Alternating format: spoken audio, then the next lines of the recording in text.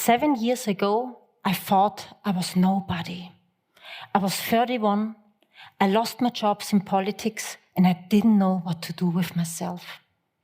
The only thing I knew was that I wanted to truly work for and with people. Then I had the opportunity to go to India to work for an NGO, as a social worker, as a trainer, and as a consultant.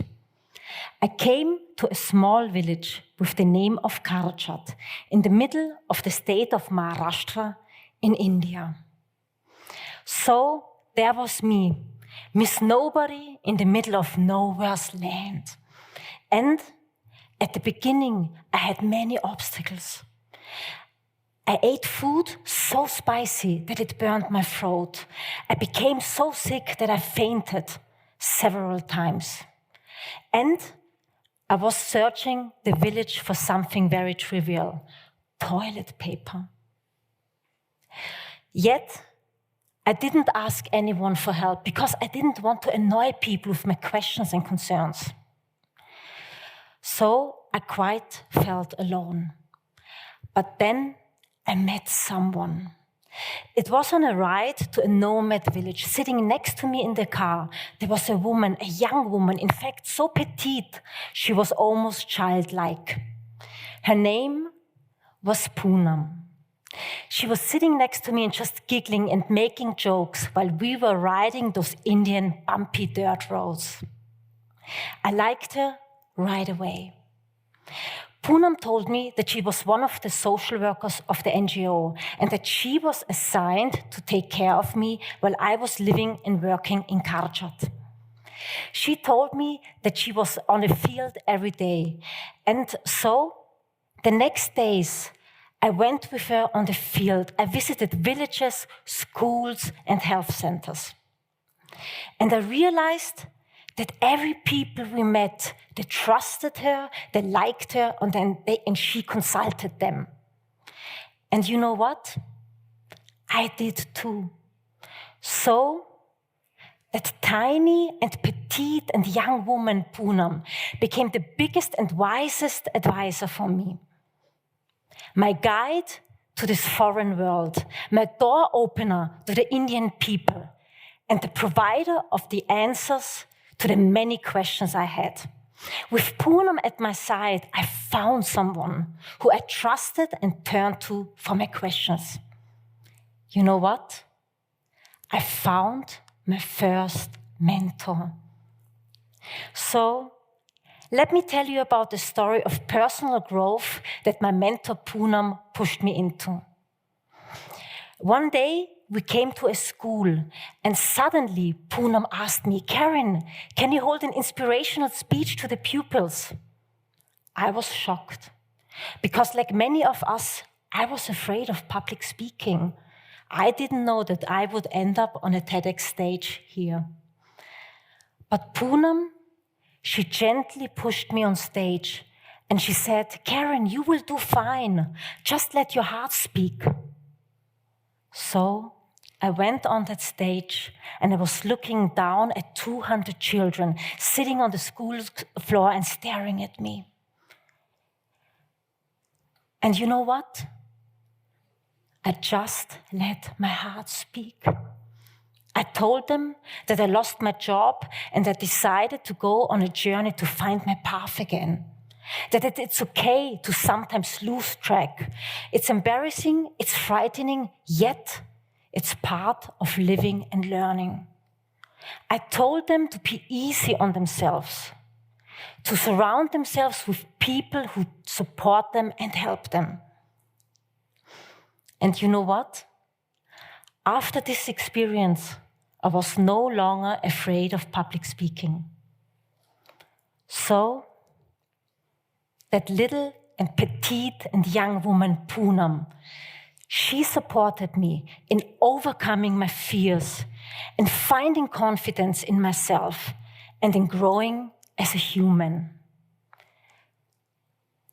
She, as my mentor, helped me to see that I'm not Miss Nobody. that I'm in fact somebody, that I'm a woman with a purpose, that I'm a woman who's able of creating change, that I'm a woman who's here and ready to take action. So I returned to Germany from India. And I was ready to create that space of empowerment for people, especially for women, because that's something I learned to know in India very dearly. And yes, I did. I decided to become an entrepreneur of a social venture.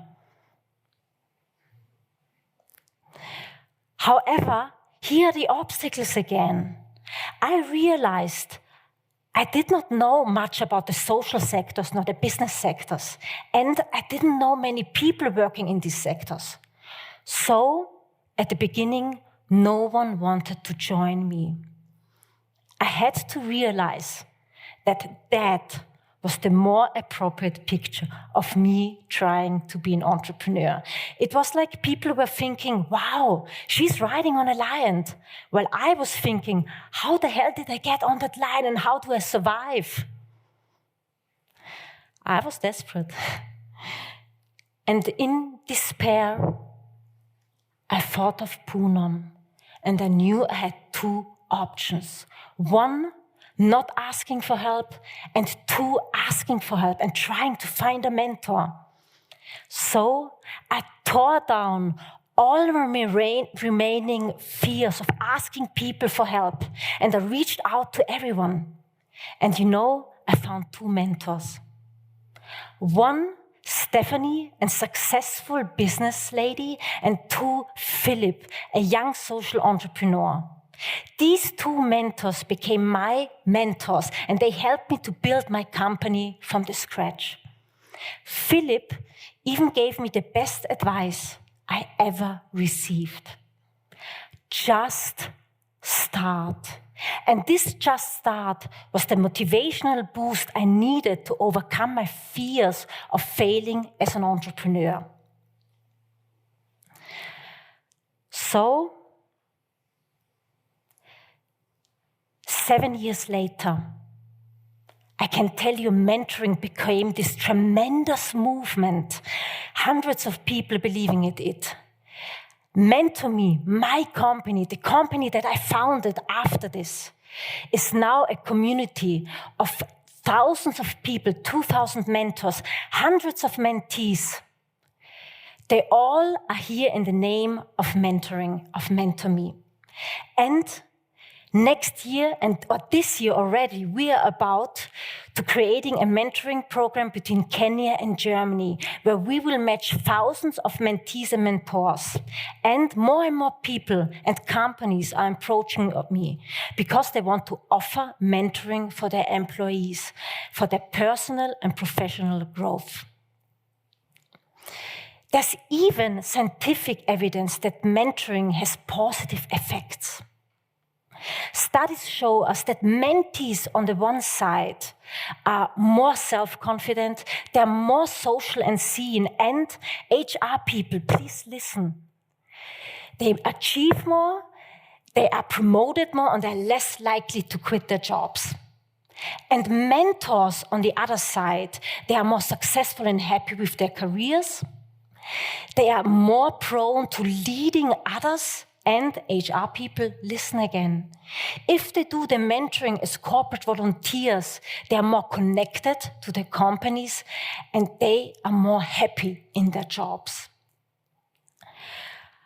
That sounds perfect, right?